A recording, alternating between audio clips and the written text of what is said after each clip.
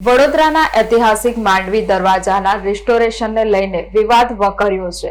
વિઠ્ઠલ મંદિરના મહારાજ હરિઓમ વ્યાસે વડોદરા મહાનગરપાલિકાના દાવાઓ સામે સવાલ ઉઠાવ્યા છે અને આરટીઆઈ હેઠળ માહિતી માંગી છે। વડોદરાની આન બાન અને શાન સમાન ઐતિહાસિક માંડવી દરવાજાના જાળવણી અને રિસ્ટોરેશનના કામમાં વહીવટીતંત્રની ગંભીર બેદરકારી સામે આવી હોવાના આક્ષેપ થયા છે। વિઠ્ઠલ મંદિરના મહારાજ હરિઓમ વ્યાસે પાલિકાના કામકાજ સામે મોરચો માંડ્યો છે। મહત્વની વાત એ છે કે મહારાજ હરિઓમ વ્યાસ છેલ્લા 436 દિવસથી ઉઘાડા પગે રહીને આ ઐતિહાસિક ધરોહરને બચાવવા માટે સતત તપ કરી રહ્યા છે। વધુમાં તેઓ દ્વારા માહિતી આપવામાં આવી હતી।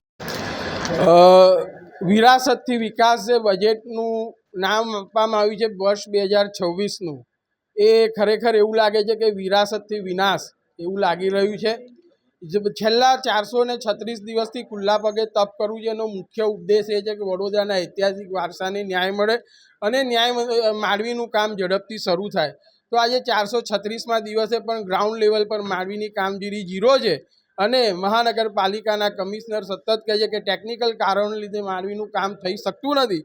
ત્યારે જ આ મહાનગરપાલિકાનું હેરિટેજ સેલ છે, જેના એક મેડમ છે કે જે 10 તારીખે માંડવીનું પરીક્ષણ કર્યું છે જમીનનું, અને એ રિપોર્ટ આવે છે કે માંડવીની 15થી 20% કામગીરી પતી ગઈ છે અને માંડવીનું પિલ્લર જે રીતે જર્જરિત છે એ રીતે ફાઉન્ડેશનમાં પણ નુકસાન છે।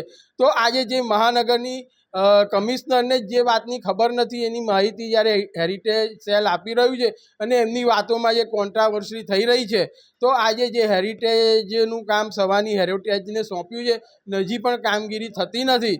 તો હેરિટેજ સેલ આની માહિતી મેળવે અને એ માહિતી આપણને મળે કે જેના દ્વારા આપણે મીડિયાના માધ્યમથી પ્રજાને જણાવી શકીએ કે માંડવીનું કામ કેવા લેવલનું પત્યું છે, કેવી રીતના એમાં ખર્ચ થઈ રહ્યા છે, એની માહિતી આપણને મહાનગરપાલિકા આપે। એના માટે મેં આજે આઈટીઆરથી એની માહિતી માગી છે।